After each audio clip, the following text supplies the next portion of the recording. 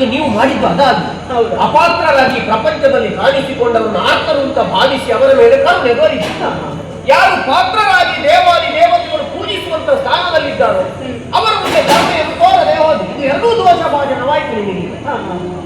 ಈಗ ನೀವು ದೇವೇಂದ್ರನನ್ನು ಶಿಕ್ಷಿಸುವುದಕ್ಕೆ ಹೊರಟದ್ದು ಯಾಕೆ? ನನ್ನ ಮೇಲೆ ಕೈ ಮಾಡಿ ಅದು ಕೈ ಮಾಡುವುದಕ್ಕೆ ಯಾಕೆ ನೀವು ಮಾಡುದು? ಶಿಕ್ಷಿಸಬೇಕು.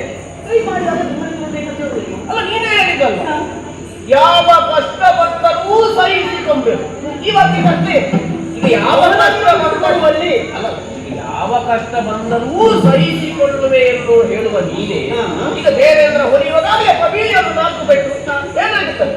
ಹೀಗೆ ನಿಲ್ಲಬೇಕಾದ ಆ ವಿಷಯ ಬಂದು ಅಲ್ಲಿಗಲ್ಲ, ಮತ್ತೆ ಇಲ್ಲಿಗೆ ಬಂದದ್ದು ತಮಾಸನನ್ನು ಬಿಟ್ಟು ಕೊಡುವಲ್ಲಿ ಆಗಿದೆ ಬಂದದ್ದು. ಈಗ ತಮಾಸನನ್ನು ಈಗ ಬಿಟ್ಟು ಕೊಡುವುದೇ ಇಲ್ಲ ಅಂತ ಆಡುವುದಿಲ್ಲ ಅಂತ ಆಡಿ ಈಗ ಮಗನೋ ಅಥವಾ ನಿನ್ನ ಪತಿದೇವರು ಬಂದ ಮೇಲೆ ಬಿಟ್ಟು ಕೊಡುತ್ತೇನೆ. ನಿರ್ಬಂಧ ಯಾಕೆ ಮಾಡಿಕೊಟ್ಟಿದ್ದೇನೆ? ಮಾತು ಯಾಕೆ ಕೊಟ್ಟದ್ದು? ರಕ್ಷಿಸ್ತೇನೆ ಅಂತ ಯಾಕೆ ಕೊಟ್ಟದ್ದು? ಅವನಿಗೆ ರಕ್ಷಣೆ ಕೊಡಬೇಕು ಕರ್ತವ್ಯ ಅಲ್ಲ. ಯಾವುದು ರಕ್ಷಣೆ ಅಂತ ಈಗ ಅವರು ಏನು ಆ ತರ ಬಂದದಂತೆ ಹೌದು, ಆರ್ತರಿಂದ ಬಂದವರಿಗೆಲ್ಲ ರಕ್ಷಣೆ ಕೊಡುವುದು.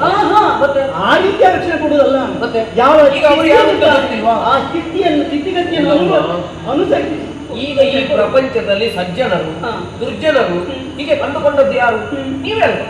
ಲೋಕದಲ್ಲಿ ಒಳಿತನ್ನು ಮಾಡುವವರು ಕೆಲವರು, ಲೋಕದಲ್ಲಿ ದುಷ್ಟ ಶಕ್ತಿಗಳಾಗಿ ಕಾಣಿಸಿಕೊಂಡವರು ಕೆಲವರು, ಹೀಗೆ ಪ್ರಭೇದವನ್ನು ಕಾಣಿಸಿಕೊಂಡ ನೀವೇ ಈಗ ಬಂದಂತ ತಮಾಸುರಾದಿಗಳು ಒಳ್ಳೆಯವರ ಕೆಟ್ಟವರು. ಈಗ ದೇವಲೋಕಕ್ಕೆ ದಾಳಿ ಮಾಡಿದ್ದಾರಲ್ಲ, ಈಗ ಕೆಟ್ಟದ್ದು ಮಾಡಿದ್ದಾರೆ.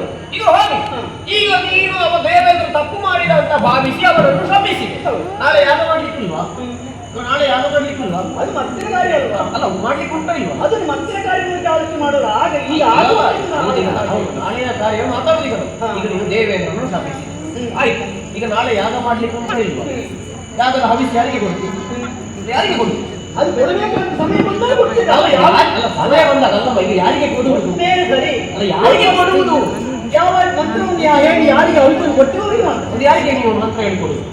ದಿಕ್ಪಾಲಕರಿಗೆ. ಈಗ ದಿಕ್ಪಾಲಕರನ್ನು ಬಂಧಿಸಿದೆಯಲ್ಲ, ಈಗ ಹವಿಸ್ಯಾರು ಸ್ವೀಕರಿಸಿ ಬಂಧಿಸಿ ಶಾಶ್ವತವಾಗಿ ಬಂಧಿಸಿದ್ದಲ್ಲ. ಮತ್ತೆ ಬಂಧಿಸಿದ್ದು ಹೌದು, ಯಾಕೆ ಶಾಶ್ವತವಾಗಿ ಬಂಧಿಸಿದೆಯಲ್ಲ, ಮತ್ತೆ ಬಿಟ್ಟು ಕೊಟ್ಟೆ ಅಂತ ಹೇಳಿದ್ದೇನಲ್ಲ. ಅದಲ್ಲಮ್ಮ, ಈಗ ದೇವೇಂದ್ರನನ್ನು ಸಂಬೀಭೂತನಾಗಿ ಮಾಡಿ ಈಗ ಅವ ಸ್ತಂಭನಗೊಂಡಿದ್ದಾರೆ. ಈಗ ನಾಳೆ ಯಜನ ಮಾಡುದು ಆ ಹವಿಸನ್ನು ಯಾರು ಉಣ್ಣುವುದು?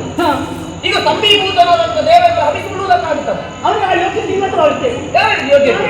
ಈಗ ಯೋಗ್ಯತೆ ಇಲ್ಲ ಅಂತಂದ್ರೆ ನೀನು ಕೊಟ್ಟ ಶಾಪ ಪರಿಹಾರ ಆಯ್ತಲ್ಲ. ಹೇಗೆ? ಈಗ ನೀನೇನಾದ್ರೂ ವಿಮೋಚನೆ ಹೇಳಿದ್ಯಾ? ನಾನು ಕೊಟ್ಟ ಶಾಪವನ್ನು ಯಾರಾದ್ರೂ ಬಂದು ಪರಿಹಾರ ಮಾಡ್ಲಿ ಅಂತ ಹೇಳಿದ್ಯಾ? ನಾನು ಕೊಟ್ಟ ಶಾಪ ಪರಿಹಾರವಾಯಿತು. ನಾನು ಕೊಟ್ಟ ಶಾಪ ತಾಗಿದ್ದಲ್ಲ ಅವನಿಗೆ ಪರಿಹಾರ ಆಯ್ತು ಅಂತಂದ್ರೆ ನಿನ್ನ ಶಾಪವು ಫಲಿಸಲಿಲ್ಲ ಅಂತ ತಾಗಿದ್ದು ವಿಷಯ ಉಂಟಲ್ಲ. ಹೌದು, ಹಾಗಾದ್ರೆ ನಿಮ್ಮಲ್ಲೇ ದೋಷ ಉಂಟು ಅಂತಾಗ್ಲಿಲ್ಲ. ಹಾಗೆ